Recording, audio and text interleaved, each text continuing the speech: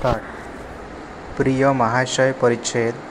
रात्रीच्या माध्यमिक शाळांबाबत नवीन अनुदान पद्धतीमुळे जुनी अनुदान पद्धती यापैकी शाळांनी आपापल्या सोयीच्या दृष्टीने कोणती पद्धती निवडावयाची हे ठरविण्याचा अधिकार शाळा चालकांना देण्याचा विचार चालू आहे, असे आपणास यापूर्वी कळविण्यात आले आहेच.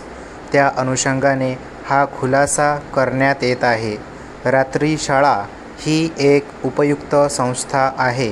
या शाळा चांगले सामाजिक कार्य करीत आहेत. काही अडचणींमुळे ज्या मुलांना योग्य काळी शिक्षण घेता आले नाही, अशा मुलांना शिक्षणाची दारे खुली करून त्यांचे भावी जीवन उज्ज्वल करण्याच्या दृष्टीने या शाळांनी चालविलेले काम म्हणजे एक मोठी समाजसेवा आहे. म्हणून या शाळांच्या अडचणीबाबत विचार करून त्या दूर करण्याच्या उद्देशाने सन 1964 मध्ये एक समिती नेमण्यात आली होती. त्या समितीने या शाळांच्या सर्व अडचणीचा तपशीलवार व सहानुभूतीपूर्वक विचार करून ज्या शिफारशी केल्या त्या शासनाने स्वीकारल्या आहेत. ज्या शिफारशीमुळे आर्थिक प्रश्न निर्माण होत होते त्यांचा विचार करावयाचा राहिला होता. त्याबाबतही शक्य तितक्या लवकर निर्णय घेण्यात येत आहे. या शिफारशीचा विचार पुढे ढकलण्याची मुख्यतः 2 कारणे होती. पहिले कारण अनुदान पद्धतीत करण्यात आलेला बदल व दुसरे कारण म्हणजे आयोगाच्या शिफारशीप्रमाणे यावयाच्या वेतनश्रेणी परिच्छेद. माध्यमिक शाळांना यावयाच्या अनुदान पद्धतीत जे बदल करण्यात आले ते संस्थांचा आर्थिक बोजा हलका करण्याकरिताच करण्यात आले. किंबहुना या सर्व बदलांमुळे बराचसा बोजा शासनानेच उचलला आहे.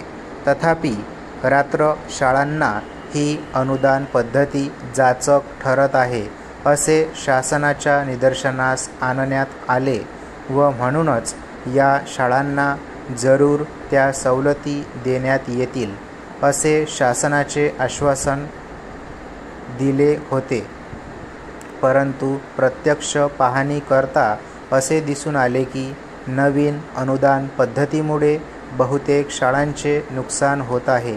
याबाबत रात्र शाळांच्या काही प्रतिनिधींबरोबर चर्चा केली असता नवीन अनुदान पद्धती योग्य आहे व तीच चालू ठेवावी, असे मत त्यांनी दिले.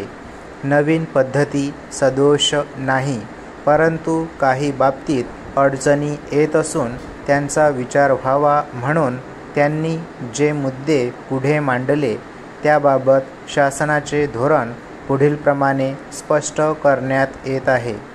जे विद्यार्थी रात्र शाळेमध्ये वर्षाच्या सुरुवातीस नावे घालतात, परंतु पुढे अपरिहार्य कारणामुळे मध्येच शाळा सोडतात, त्यांच्या बाबतीत अशी सवलत देण्यात येईल की जे विद्यार्थी गैरहजर असतात त्यांची नावे 2 महिन्यापर्यंत पदावर ठेवून त्यानंतर त्यांची नावे कमी करावीत व त्यांची या 2 महिन्यांची फी अनुदान निश्चित करताना अनुदानातून वगळण्यात येऊ नये.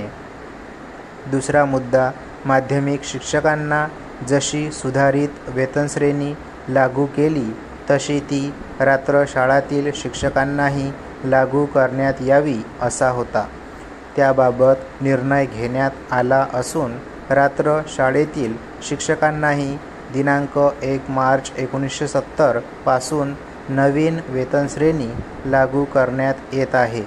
शासनाला विश्वास वाटतो की शासनाच्या उपरोक्त निर्णयामुळे रात्र शाळांच्या अडचणी बऱ्याच प्रमाणात दूर होईल. स्टॉप.